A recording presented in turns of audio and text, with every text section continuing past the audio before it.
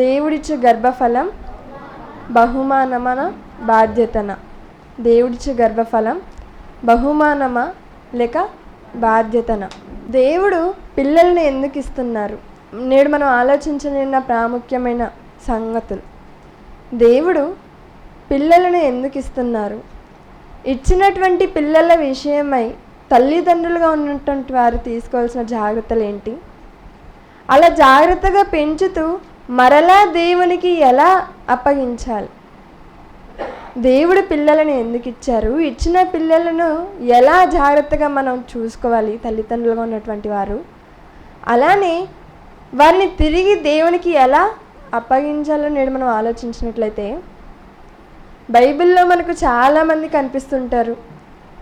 అలానే ప్రాముఖ్యంగా కొందరి గురించి మనం ఆలోచించుకోగలిగితే ఎన్నో మార్లు విన్న సంగతులే, ఎన్నో మార్లు మనం నేర్చుకున్నదే, చదువుకున్న వారే.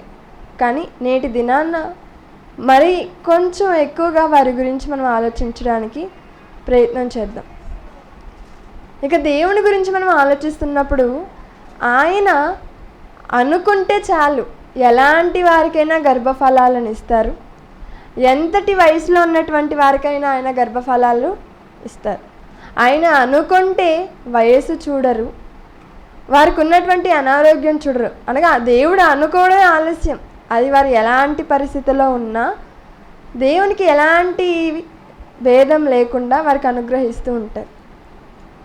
దేవుడు అనుకుంటే ఎలా అయినా ఆయన పుట్టించుకోగలడు, అంతేనా? మరి మొదటి మానవుడైనటువంటి ఆదాము గారిని ఆయన ఎలా చేసుకున్నాడు? నేల మట్టి నుండి ఆదాము గారిని చేసుకున్నారు. మరి రెండవదిగా హవ్వను చేసుకునేటప్పుడు కూడా మరలా మట్టి దగ్గరికి వెళ్ళాడా? లేదు. ఎలా చేశాడు హవ్వను అన్నప్పుడు ఆదాము గారి పక్కటెముకలో నుండి హవ్వను చేసినట్లుగా, అంటే నేను చేసుకోగలను అని దేవుడు మనకు ఒక విషయం చెబుతున్నట్లు మనకు అర్థమవుతుంది. ఇక బైబిల్లో మనకు కనిపిస్తున్నటువంటి దంపతులలో వృద్ధ దంపతులకు దేవుడు గర్భఫలాలను ఇచ్చినట్లుగా మనకు కనిపిస్తుంటుంది. మనకు అందరికీ బాగా తెలుసు ఎవరి వారు? అబ్రహాము, శారా. సుమారు 100వ ఏట కుమారుని కన్నారు కదా. మరి అబ్రహాము గారిని మనం చూస్తున్నప్పుడు ఆయన బహువృద్ధుడు అని వ్రాయబడి ఉంటుంది. మరి అప్పటికే శారా గారికి స్త్రీ ధర్మము నిలిచి ఉన్నది. మరి వీరికి సాధ్యం అవుతుందా? అవ్వదు. కానీ దేవుడు అనుకున్నాడు కాబట్టి వారి గర్భాన కూడా ఇస్సాకునివ్వటం జరిగింది. వారు దేవునికై పెంచటం మనకు కనిపిస్తుంది. అనగా ఒక విషయం అర్థమైంది ఏంటంటే, దేవుడు అనుకుంటే గర్భాన్ని మూయగలడు, దేవుడు అనుకుంటే గర్భాన్ని తెరవగలడు. మనుషుల చేతిలో ఏది కూడా ఉండదు. కాబట్టి దేవుని గురించి మనం ఆలోచిస్తున్నప్పుడు దేవుడు అనుకుంటే ఆయన గర్భాన్ని తెరవగలడు, ఆయన గర్భాన్ని మూయగలడు. ఏంటి దేవుడు గర్భాన్ని కూడా మూయగలడా అన్నప్పుడు ఆదికాండంలో 20వ అధ్యాయంలో మనకు ఒక సంఘటన కనిపిస్తూ ఉంటుందండి చివర్లో. మరి అబ్రహాము, శారా వీరిరువురు కూడా అలా ప్రయాణం చేసుకుంటూ గెరారు అనే రాజ్యానికి వచ్చినప్పుడు ఆ రాజ్యాన్ని పరిపాలిస్తున్న రాజు అబీమెలెకు. మరి ఆ నోట ఈ నోట అతను విన్న మాట ఏంటంటే, శారా బహు సౌందర్యవతి, ఆమె చాలా చక్కగా ఉంది. కాబట్టి ఇక్కడ అబ్రహాము గారిని అడిగినప్పుడు ఆయన ఏం చెప్పాడు? మా చెల్లి అన్నాడు. ఇక ఆయన ఏం చేశాడు? పిలిపించుకున్నాడు. వెంటనే దేవుడు ఊరుకున్నాడా? లేదు. వెంటనే దేవుడు ప్రత్యక్షమైపోయి, ఇదిగో అసలు నువ్వు ఎవరిని తెప్పించుకున్నావా? నీకు అర్థమవుతుందా అబీమెలెకు? అతను నా ప్రవక్త, అలానే ఆమె నా యందు భయభక్తులు కలిగిన స్త్రీ. దీనికి గాను నీకు నేను ఇస్తున్నటువంటి శిక్ష ఏంటంటే, ఆ కుటుంబంలో ఉన్న గర్భాలన్నిటిని కూడా దేవుడు మోయించేశాడండి. ఆదికాండం 20వ అధ్యాయం చివరిలో మనకు కనిపిస్తుంటుంది. దేవుడు అబీమెలెకు ఇంటిలోనున్న గర్భాలన్నిటిని కూడా ఆయన మోయించేశాడంట. అంటే దేవుడు గర్భాలను మోయించగలడా? మోయించగలడు. ఇక అదే దేవుడు గర్భఫలాలను తెరవగలడా? తెరవగలడండి. ఎలా అంటే, మనకు ఒక దంపతులు కనిపిస్తూ ఉంటారు. మరి బైబిల్లో అమర ప్రేమికులను కూడా మనం మాట్లాడుకుంటూ ఉండొచ్చు. మరి ఎవరు వారు? యాకోబు, రాహేలు. మరి యాకోబు గారు ఎంతగానో ప్రేమించి ఆమె కొరకు కష్టపడి వివాహం చేసుకున్నారు, అంతేనా? ప్రేమించి కష్టించి వివాహం చేసుకున్న తర్వాత పిల్లలు లేరండి. మరి ఈ సందర్భం మనకి ఎక్కడ కనిపిస్తుంది అన్నప్పుడు ఆదికాండం 30వ అధ్యాయం, ఆదికాండం 30వ అధ్యాయం మొదటి వచనం నుండి మనం ఆలోచిస్తున్నప్పుడు, ఆదికాండం 30వ అధ్యాయం మొదటి వచనం నుండి, రాహేలు తాను యాకోబునకు పిల్లలు కనకపోవుట చూచి తన అక్క యందు అసూయపడి, ఎవరి యందు అసూయపడిందంట అండి? అక్క యందు. అనగా అసూయ పడడానికి, మనం అసూయ చెందడానికి భేదాలు ఏమి ఉండవు. అక్క అని, తమ్ముడు అని, తల్లి అని, ఇలా ఏ భేదాలు ఉండదు అసూయతో. ఇక్కడ సొంత అక్క మీదే అసూయపడుతుంది. ఎందుకు అసూయపడుతుంది? తనకు పిల్లలు లేరు, తన అక్కకు పిల్లలు కనేస్తూనే ఉంది, పేర్లు పెట్టేస్తూనే ఉంది, సంతోషంగా ఉంటున్నారు, నాకు ఒక్కరు కూడా లేదే అని అసూయ పెంచుకుందంటాన్ని. అలా పెంచుకున్న రాహేలు ఏం చేసిందంట? యాకోబు రాగానే యాకోబు దగ్గరికి వెళ్ళి, ఇదిగో నాకు గర్భఫలము నిమ్ము. ఏమడుగుతుందండి? ఏదో జామ ఫలమునో మామిడి ఫలాలను అడగట్లేదు, మనం తినే ఫలాలను అడగట్లేదు. ఏమడుగుతుంది? గర్భఫలం. మరి మనుషులు ఇచ్చేకి అవుతుందా గర్భఫలాన్ని? లేదు. ఈ విషయం యాకోబు గారు వినగానే ఆయన కోపపడిపోయాడంట అండి. అక్కడ మనం చూస్తున్నప్పుడు 2వ వచనంలో, యాకోబు కోపము రాహేలు మీద రగులు కొనగా అతడు నేను నీకు గర్భఫలమును ఇయ్యకపోయినా దేవునికి ప్రతిగానున్నానా? ఏంటి రాహేలు, ఏం మాట్లాడుతున్నావు? నేనేమన్నా దేవునికి ప్రతిగా ఉన్నానా నీకు గర్భఫలాన్ని ఇవ్వకుండా ఉండడానికి? అదేమన్నా ఇక్కడ మనం తినే ఫలాలను అడిగింది, గర్భఫలం అది ఎక్కడుంటుంది? పోనీ ఎక్కడైనా ఉంటుందంటే వెళ్ళి తేవచ్చు, కానీ అది ఎవరిచ్చేది? దేవుడిచ్చేది. మరి దేవుడిచ్చే గర్భఫలాన్ని నన్ను అడగటం ఏంటి నువ్వు అని ఇక్కడ రాహేలును ఇక్కడ మందలిస్తున్నట్లా కనిపిస్తుంది కదా అండి. అంటే గర్భఫలం అనగానే ఎవరు ఇచ్చేదిగా మనకు అర్థమవుతుంది? దేవుడు. ఈ భూమి మీద తల్లిదండ్రులుగా ఉంటున్నటువంటి ప్రతి ఒక్కరికి గర్భఫలాలను ఇస్తున్నది దేవుడే. ఎంతోమంది వివాహం చేసుకుంటున్నారు, కానీ వివాహం చేసుకున్న వారందరికీ గర్భఫలాలు కలుగుతున్నాయా? లేదు. అలా లేకపోగా వారి బలహీనతను ఆశ్రతగా చేసుకొని నేడు ఎన్నో వైద్య రంగాలు విస్తరించిపోతున్నాయి. అలానే వారి బలహీనతను అడ్డు పెట్టుకొని సొమ్ము చేసుకుంటున్నారు, అంతేకాని వాటికి ఫలితాలు మాత్రం రావట్లేదు. మరి గర్భఫలాలను ఇస్తున్నది ఎవరు? దేవుడు. అందుకే తర్వాత యాకోబు ఏమన్నాడు? ఇదిగో నేను నీకు గర్భఫలము ఇయ్యకపోయినా దేవునికి ప్రతిగా ఉన్నానా? కాబట్టి నువ్వు ఏం చేయాలి? వెళ్ళి దేవుణ్ణి అడుగు. దేవుణ్ణి అడిగితే ఇస్తానంట. కానీ రాహేలు ఏమి ఇంకా మారం చేయలేదండి, ఇబ్బంది పెట్టలేదు. ఓకే, నేను దేవుణ్ణి అడగాల అనుకుంది, వెళ్ళింది. అప్పటి నుండి ఆమె మోకాలు వేయటం, ప్రార్థన చేసుకోవడం, దేవుణ్ణి అడగడం, ఇలా ఆమె దేవుణ్ణి అడగడం మూలాన చివరికి 22వ వచనంలో, ఇదే అధ్యాయం 30వ అధ్యాయం 22వ వచనంలో, దేవుడు రాహేలును జ్ఞాపకము చేసుకొని ఆమె మనవి వినిన తర్వాత దేవుడు ఆమె గర్భము తెరిచెను. ప్రార్థించిందంట దేవునికి. మరి యాకోబు గారు చెప్పారు కదా, నేనేమో దేవుణ్ణి వెళ్ళి దేవుణ్ణి అడగనేసరికి వెళ్ళింది, దేవుణ్ణి అడిగింది, గర్భఫలాన్ని పొందుకుంది. మరి అక్కడ కనిన కుమారుడు ఎవరిని కంటది? అక్కడ యోసేపు గారిని కంటదండి. అనగా రాహేలు గర్భం తెరవబడింది, యోసేపు గారికి జన్మనిచ్చింది ఆమె. గర్భఫలం ఎవరి చేతిలో ఉందన్నట్టు అర్థమైంది మనకు? దేవుని చేతిలో. దేవునికి ప్రార్థించగానే దేవుడు ఆమె మొర విని ఆమె గర్భమును తెరిచి ఆమెకు గర్భఫలాన్ని ఇవ్వటం జరిగింది. మరి యోసేపు గారు వచ్చారు అంటే ఇక్కడ మనకు అర్థమయ్యే విషయం ఏంటంటే, మనం అడిగి తీసుకునే బహుమానానికి ఎక్కువ ఉంటుందండి. అంతేని ఇక్కడ రాహేలుకి అలా వచ్చేసారా ఇక్కడ పిల్లలు? లేదు, అడిగింది. గర్భఫలం కోసం అడిగి తీసుకున్న గర్భఫలం ఎంతగా పండించిందో తెలుసా? ఇప్పుడు యాకోబు గారికి ఎంతమంది పిల్లలు? 12 మంది. ఈ 12 మందిలో కూడా మనం ఎక్కువగా ఎవరి గురించి చదువుకుంటాం? యూదా గారి గురించి చదువుకుంటామా? రూబేన్ గారి గురించి చదువుకుంటామా? ఇస్సాకార్ గారి గురించి చదువుకుంటామా? ఎవరి గురించి ఎక్కువ చదువుకుంటాం అన్నప్పుడు యోసేపు గారి గురించే. మరి యోసేపు గారి ప్రారంభం మనం ఆలోచించామనుకోండి, తన తల్లి తన కొరకు ఎంతగానో ప్రార్థనలతో తను పొందుకుంది ఆ గర్భఫలాన్ని. కాబట్టి యోసేపు అంతగా ఎదగగలిగాడు, అంత గొప్పవాడయ్యాడు. 12 మందిలో ఎవరికి కూడా లేని ఆధిక్యతను యోసేపు గారికి దేవుడు ఇచ్చారంటే, అంతగా ఆయన పెరిగాడంటే దానికి కారణం ఎవరు అన్నప్పుడు తన తల్లి చేసినటువంటి ప్రార్థనే. అలానే మనం రెండవ సందర్భంగా మనం ఆలోచిస్తున్నప్పుడు, రెండవదిగా మనకి ఎవరు కనిపిస్తున్నారు అన్నప్పుడు అబ్రహాము శారానే అండి. మరి వారు కూడా దేవుడు ఇచ్చేశాడా అన్నప్పుడు లేదు. వారి ఎన్ని సంవత్సరాలు అన్నప్పుడు వారి వయసు దాటిపోతుంది, 75 పైగా వచ్చింది. దేవుడు వచ్చాడు, ఇదిగో అబ్రహాం అని పిలిచాడు. ఒకసారి నువ్వు బయటికి రా అని పిలిచాడు, బయటికి రమ్మని పిలిచగానే ఇదిగో ఒకసారి పైకి చూడు అన్నారు. పైకి చూస్తే ఏముంది అన్నప్పుడు నక్షత్రాలు ఉన్నాయి, వాటిని లెక్కించు అన్నాడు.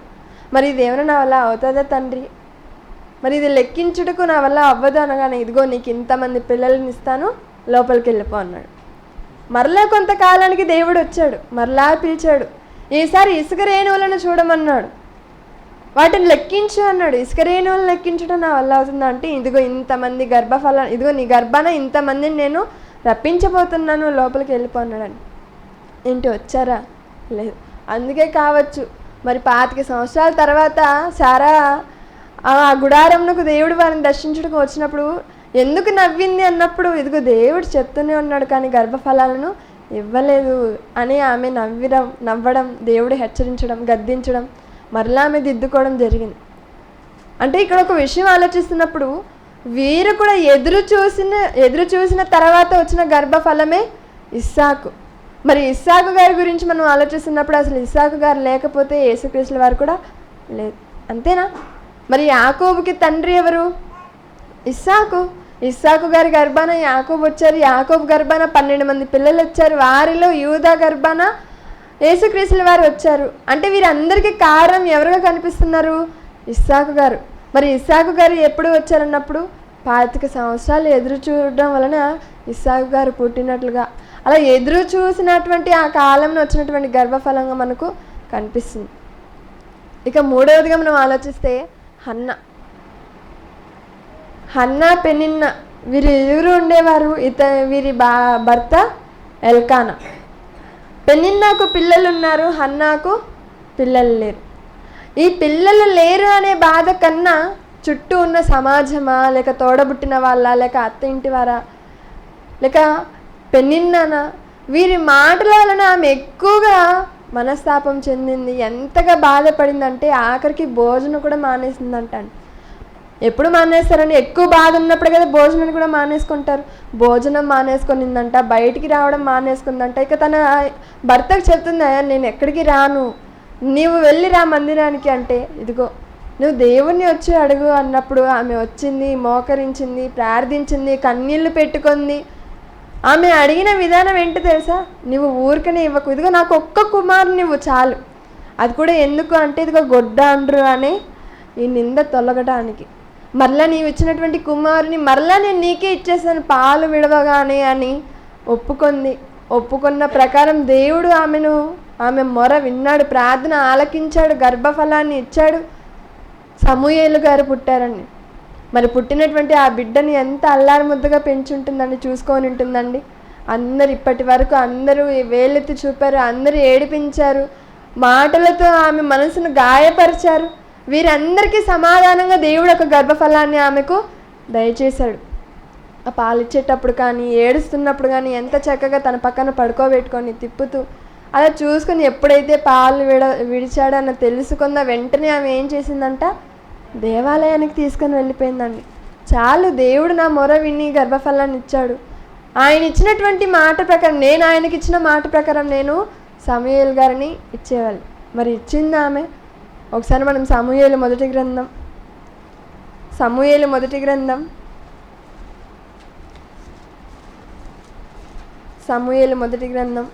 మొదటి అధ్యాయం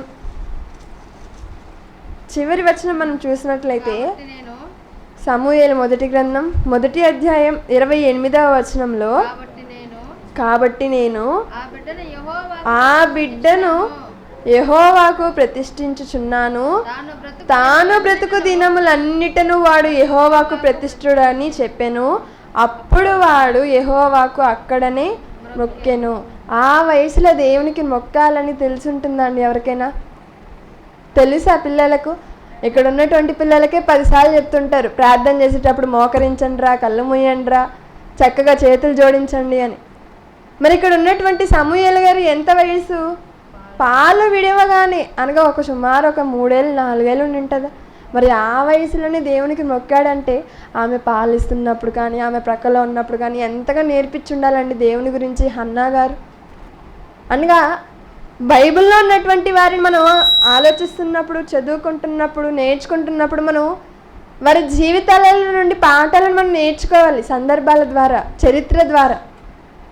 ఒక తల్లిగా ఎలా ఉండాలి, ఒక కోడలుగా ఎలా ఉండాలి, ఒక పిల్లలుగా ఎలా ఉండాలి, భార్యగా, భర్తగా, తల్లిదండ్రులుగా మనం ఎలా ఉండాలో మనకు తెలియాలంటే ఒకరిని చూసి మనం నేర్చుకునే అవసరం లేదు.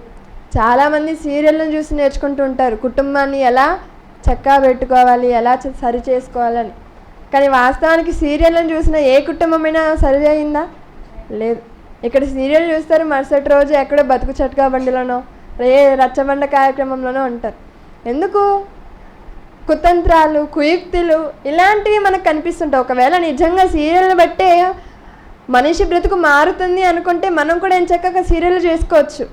కానీ మనిషి బ్రతుకు మారడం అన్నది దేన్ని బట్టి ఉంటుంది? దేవుని మాటను బట్టే. దేవుని మాటను విన్నప్పుడే మనిషి బ్రతుకు మారుతుంది, కానీ వీటి వలన కాదు. కాబట్టే నేడు ప్రపంచవ్యాప్తంగా మనం చూస్తున్నప్పుడు, ఒక దేశం అంటారా, ఒక ప్రాంతం అంటారా, ఒక ఖండం అంటారా, ఎక్కడైనా కానీ మనం చూస్తున్నప్పుడు బైబిల్ లేని దేశం లేదు, బైబిల్ చదవని వ్యక్తులు ఉండరు. అది ఎవరైనా కానీ బైబిల్ని అనేక మంది నేడు చదవగలుగుతున్నారు అంటే అది బైబిల్కున్న సత్తా. ఎంతోమందిని దీనిని అణిచేయాలనుకున్నారు, ఎవరికి అందనివ్వకుండా చేయాలనుకున్నారు, కానీ వెళ్తూనే ఉంది. నేటికి ముద్రింపబడుతూనే ఉంది, నేటికి కొనబడుతూనే ఉంది, నేటికి చదవబడుతుంది, నేటికి ప్రకటింపబడుతూనే ఉందండి. మరి అది మనం పట్టుకొని ఉన్న ఈ బైబిల్ యొక్క ప్రాముఖ్యత.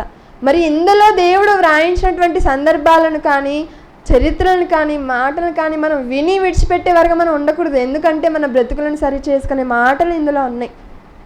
మరి దేవుడు గర్భఫలాలను ఇచ్చారా అన్నప్పుడు ఇచ్చారు.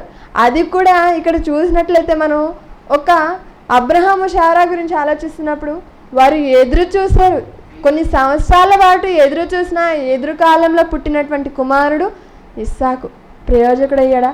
ఎలాంటి రిమార్క్ లేదండి. అతను ఇలా ఉన్నాడని ఎలాంటి లేదు. అలానే ఒక రాహేలు తన కుమారుని కనింది యోసేపు గారిని. యోసేపు గారు లేకుంటే ఆనాడు ఇశ్రాయేలీయులు బ్రతికింపబడేవారు కాదు కరువు కాలంలో. మరి వారు రక్షింపబడ్డారంటే, యూదా రక్షింపబడ్డారంటే యేసుక్రీస్తులో రావడానికి కారణం ఒక యోసేపు గారు కూడా మనకు కనిపిస్తుంటారు. అలానే ఒక హన్నా గారి గురించి మనం ఆలోచిస్తున్నప్పుడు సమూయేలు గారిని ఎంత చక్కగా పెంచిందండి. సమూయేలు గారి గురించి మనం ఆలోచిస్తున్నప్పుడు ఆయన ఒక న్యాయాధిపతి, ఆయన ఒక యాజకుడు, ఆయన ఒక ప్రవక్త, ఆయన ఒక దీర్ఘదర్శి. ఏకకాలంలో ఇన్నిటినీ ఆయన చేపట్టి ఇన్నిటినీ ఆయన చేస్తూ వెళ్ళాడు, బ్రతికాడు అంటే ఎంత గొప్ప విషయం అండి. ఒక యాజకుడిగా ఉండాలంటేనే ఎన్నో నియమ నిబంధనలు ఉంటాయి. అలానే దేవుని పక్షాన ప్రవచించే ఒక ప్రవక్తగా ఉండాలన్నా చక్కగా బ్రతకాలి. అలానే దీర్ఘదర్శి, న్యాయాధిపతి, ప్రజలకు న్యాయం తీర్చేవని ఇన్ని గొప్ప లక్షణాలను కలిగి ఆయన జీవించాడంటే మరి వెనక తల్లి యొక్క ప్రార్థన, తల్లి యొక్క విన్నపం అంతా గొప్పది. అలానే మనం ఆలోచిస్తున్నప్పుడు ఒక బాప్తిస్మం ఇచ్చి యోహాన్ గారు గురించి మనకు ఎక్కడ కనిపిస్తుంది అన్నప్పుడు లూకాసు వార్త ప్రారంభ అధ్యాయంలో నుంచి మనకు కనిపిస్తూ ఉంటుంది. మరి దూత వచ్చి జకర్యాకు చెప్తుంది, ఇగో జకర్యా నీవు చేసిన ప్రార్థన నేను విన్నాను. అనగా ప్రార్థన చేశారు. గర్భఫలాల కోసం దేవుణ్ణి అడిగారండి. బైబిల్లో గర్భఫలాలు లేని వాళ్ళు గర్భఫలాలను దేవుణ్ణి అడిగిన వారు ఉన్నారు, పొందుకున్న వారు కూడా మనకు కనిపిస్తుంటారు. మరి వారి ప్రార్థన మూలంగా వారు బాప్తిస్మం ఇచ్చి యోహాన్ని పొందుకున్నారు. మరి ఆయన ఎలాంటి వాడు అంటారా? సామాన్యులు మొదలుకొని సమాజంలో ఉన్నవారు అంటారా, దేశాన్ని రాజులు అంటారు, ప్రతి ఒక్కరు కూడా భయపడవలసిందే బాప్తిస్మం ఇచ్చి యోహాన్ గారికి. ఎందుకు? ఆయన మాటలు అలాంటివి అందరూ వనకాల్సిందే. హేరోదియాతో పాటు ఎందుకు ఆమెకి నచ్చలేదు బాప్తిస్మం ఇచ్చే యోహాను చెప్పిన మాటలు? అంటే ఆమెకి నచ్చని విధంగా ధైర్యంగా చెప్పగలడా అంటే అంత ఉన్నతంగా బ్రతికాడండి ఆయన. మరి వీరందరూ కూడా దేవుణ్ణి అడిగితే బహుమానాలు పొందుకున్నారు. మరి ఇందాక వాక్యపట్టణంగా మనం చదువుకున్నాం ఏమని? గర్భఫలము, దేవుడిచ్చు స్వాస్థ్యం, ఆయన అనుగ్రహించు బహుమానము. ఇది జ్ఞానైన సొలొమోను గారు రాశారు. ఎందుకు రాశారంటారు? దేవుడు అనుగ్రహించు బహుమానం ఆ గర్భఫలాలు అనగానే మరి వారికి ఇవ్వలేదు, కానీ వారు అడిగారు. వారు అడిగిన మేరకు దేవుడు ఇవ్వటం మూలన వారు ఎంత గొప్పవారయ్యారు. నేడు మనం అడగకుండానే ఇస్తున్నారు. మరి వివాహమైన ప్రతి ఒక్కరు కూడా మోకాళ్ళు వేసుకొని పిల్లలు వచ్చి పిల్లల్ని కనేంత వరకు ప్రార్థన చేసుకునే వారు కనిపిస్తుంటారా మనకు? లేదు. అనగా వివాహం అయితే చాలు, పిల్లల్ని మనం కనేస్తాం అనుకొని భ్రమలో ఉంటున్నారు. కానీ గర్భఫలం అన్నది ఎవరిచ్చు బహుమానము? దేవుడిచ్చు బహుమానం. మరి దేవుడు ప్రేమించి దేవుని అడగక మునుపే ఎదుగో మీరు నన్ను అడగనవసరం లేదురా, మీకు నేను నా బహుమానాన్ని ఇస్తున్నాను, దాన్ని బాధ్యతగా చూసుకోవాలి అని దేవుడు కోరుకుంటున్నప్పుడు ఎంతవరకు తల్లిదండ్రులు అనేటువంటి వారు బహుమానాన్ని బాధ్యతగా భావించి దేవునికై పెంచగలుగుతున్నారు? ఆలోచించాలి కదండి. మరి ఆనాడు వారికి దేవుడు ఇవ్వలేదు, కానీ వారు అడిగి అడిగి పొందుకున్నారు. నేడు అడగకుండానే దేవుడు ఇస్తున్నారు బహుమానాలను. మరి ఇంకెంత జాగ్రత్తగా ఇంకెంత బాధ్యతగా చూసుకోవాలి. అసలు ఫోన్ ఎలా ఆపరేటింగ్ చేయాలో కూడా తెలియని వయసులో యూట్యూబ్ ఆన్ చేసి వాళ్ళు ఇలా అనుకుంటూ చూస్తే నిద్రలో కూడా అలానే అయిపోయింది. అదొక జబ్బుగా మారిపోయిందండి. అంటే దేవుడు ఇది కోరుకున్నాడా? లేదు కదా. దేవుడు ఏం కోరుకున్నాడు? దేవుని మాటలు నేర్చుకోవాలనుకున్నాడు, దేవుని మాటలు తెలుసుకోవాలనుకున్నాడు, దేవుని మాటలోని ఆంతర్యం ఏముందో తెలుసుకోవాలన్నాడు. మరి ఇంత దేవుని మాటను తెలుసుకున్నా కూడా మనం మారలేదనుకోండి, ఇంకెక్కడ కూడా మనం మారం. ఈ విషయం మనకు అర్థం కావాలంటే బైబిల్లో మనం ఆలోచిస్తున్నప్పుడు ఉదాహరణకు ఏదైనా ఒక రోగం వచ్చినప్పుడు దానికి ఒక ట్యాబ్లెట్ ఉంటుంది. ఫలానా రోగానికి ఈ ట్యాబ్లెట్ అని ఉంటుంది. ఆ రోగం వచ్చినప్పుడు ఆ ట్యాబ్లెట్ వేసినా కూడా పని చేయలేదు అనుకోండి, ఏ మాత్ర వేసినా పని చేయదనే అర్థం. ఫలానా రోగానికి ఈ మాత్రను వారు ప్రిపేర్ చేసినప్పుడు, దాన్ని చేసినప్పుడు అది కూడా పని చేయనప్పుడు ఏ మాత్ర కూడా పని చేయదు. మన ఆత్మను రక్షించేది దేవుని మాటలే అని తెలిసినప్పుడు ఇంత దేవుని మాటలను విన్నా కూడా మనం మారలేదు అనుకోండి, అప్పుడు మనం కూడా దేనికి మారం. అప్పుడప్పుడు చెబుతుంటారు కొంతమంది దేవుని నమ్మి విశ్వాసంలోనికి వస్తున్నటువంటి వాళ్ళు, ఇదిగో నేను దేవుని నమ్ముకున్నానండి, నేను మద్యాన్ని మానేశానండి, నేను త్రాగుబోతుగా ఉన్నాను, దేవునిలోనికి వచ్చాక వదులుకున్నాను. మనం వాళ్ళని చూస్తున్నప్పుడు ఆశ్చర్యపోతూ ఉంటారు సమాజంలో ఉన్న వాళ్ళు. ఎందుకు? ఎంతోమంది చెప్పి చూశారు, ఎంతోమంది కూర్చోబెట్టి చెప్పారు, నచ్చ చెప్పారు, అయినా వినలేదు. కానీ దేవుని నమ్ముకున్నాడట, మానేసుకున్నాడు. దేవుని నమ్ముకున్నాడు, వీటిని అన్నిటిని వదులుకున్నాడు. అంటే దేవుని నమ్ముకున్నాము అంటే సరిపోదు. దేవుని కొరకు దేవుని మాటలను బట్టి మన బ్రతుకు కూడా మార్చుకునే వారిగా మనం ఉండాలి. ఒకనాడు అబ్రహాము శారాకు దేవుడు గర్భఫలాన్ని ఇచ్చాడు, ఇస్సాకు గారిని. మరి అంతేకాదండి, ఇచ్చినటువంటి దేవుడే కొంతకాలానికి వచ్చి పరీక్షించాడు. అబ్రహామా అని పిలిచాడు ప్రేమగా పిలిచేసరికి ఇదిగో ఆకాశంలో ఉన్న నక్షత్రాలంతా ఇసుక రేణువులంతా ఇస్తానన్నాడు కదా, మరొక గర్భఫలాన్ని ఇస్తారేమో అని ఆశతో తండ్రి అనగానే ఏం లేదు, నీ దగ్గర నీకు ఒక్కగానున్న ఒక కుమారుని నాకు బలిగా ఇచ్చి అన్నాడండి. బలిగా ఇచ్చే అన్నాడు. అబ్రహాం ఏం చెప్పాడు? లేదు, మీరు ఇప్పుడే ఇచ్చారు, 100 సంవత్సరాల తర్వాత ఇచ్చారు, మేము కొంతకాలం ఉంచుకొని ఇస్తామన్నాడా? లేదు, నువ్వు ఇచ్చావు, నీకే ఇచ్చేస్తాను అనుకున్నాడు. తన భార్యకు కూడా చెప్పలేదండి, చెత్త ఎక్కడ దాచేసుకుంటుందేమో అని భయంతో వెంటనే దేవుడు చెప్పగానే ఇచ్చేసాడంటే అది దేవునికి ఉన్నటువంటి ప్రేమ అబ్రహాం గారికి. అంతేనా? ప్రేమించినటువంటి వారికి మనం ఎప్పుడు అన్నిటిని మనం ఇవ్వాలని అన్నప్పుడు 100% వాళ్ళని ప్రేమించినప్పుడే. మరి అబ్రహాం గారు హృదయపూర్వకంగా దేవుని ప్రేమించాడా? ప్రేమించాడు. హృదయం నిండా దేవుణ్ణే ప్రేమించాడు. భార్యకు పిల్లలకు తర్వాత స్థానం ఇచ్చారేమో, కానీ దేవునికి మాత్రం మొదటి స్థానం ఇచ్చాడు. అందుకే దేవుడు అడిగింది వెనకడుగు వేయక ఇవ్వడానికి సిద్ధపడ్డాడు. కానీ వాస్తవానికి దేవుడు బలి తీసుకున్నాడా అండి? లేదు, అది కేవలం పరీక్ష మాత్రమే. ఇది తెలియక నేడు సమాజంలో చాలామంది కూడా దేవుడు బలిని అడిగాడు అని నరబలులు నేర్చేస్తూ ఉంటారు. కర్ణాటకలోను కేరళలోను నరబలి దేవుడు అడిగాడు అనేసి ఒక తల్లి ఇచ్చేసింది, మరొక చోట తల్లిదండ్రులు ఇరువురు కలిసి వారి గర్భాన పుట్టిన పిల్లల్ని ఇచ్చేస్తున్నారు. మరి దేవుడు బలిని కోరుకుంటారండి? ఆనాడు పశువులనే బలి వద్దన్నాడు, వాటిని బలి చేయకండి అని. ఇదిగో మీరు వాటిని చంపకండి, మీరు కూడా చంపకండి, వాటిని బ్రతికించండి, మీరు కూడా నా మాటలను బట్టి బ్రతకండి అని. మరి వీటన్నిటిని ప్రక్కన పెట్టేసి దేవుడు అడగకపోయినా గర్భఫలాలను ఇస్తున్నప్పుడు వాటిని ఎంత బాధ్యతగా చూసుకోవాలండి. అందుకే నేడు మనం ఏ కాలంలో అనగా జయశాలి తాతయ్య గారి తరంలో పుట్టినందుకు మనం నిజంగా ఎంతో సంతోషించాలి. ఎందుకు అన్నప్పుడు నేడు చిన్న పిల్లలతో సహా ఆయన దైవవాక్యాన్ని మాటలను ఆయన నేర్పించగలుగుతున్నాడంటే, దాన్ని వినాలని ఆయన అనుకున్నాడంటే ఎంత గొప్ప విషయం అండి. నేడు చిన్నపిల్లలు చూసాం కదా, ఇందాక న్యూస్లోనే చెప్పారు, చిన్నపిల్లలు స్మార్ట్ ఫోన్లకు అలవాటు పడిపోయి రోగస్తులుగా మారిపోతున్నారు, వ్యాధుల పాలైపోతున్నారు. దేవుణ్ణి అడిగి పొందుకున్నారు వారి గర్భఫలాలను.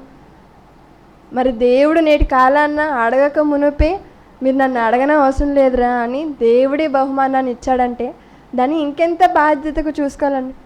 అదే ఒక విషయం ఆలోచించండి, మనం ఎవరినైతే ఎక్కువ ప్రేమిస్తామో, మనం ఎవరినైతే ఎక్కువగా ఉన్నత స్థాయిలో మన జీవితంలో మన హృదయంలో ఎక్కువ ఎవరికైతే స్థానం ఇస్తామో అలాంటి వారు మనకు ఏదైనా వస్తువుని తెచ్చిచ్చినప్పుడు మనం అలా చేతిలో తీసుకొని అలా కింద పడేస్తామా?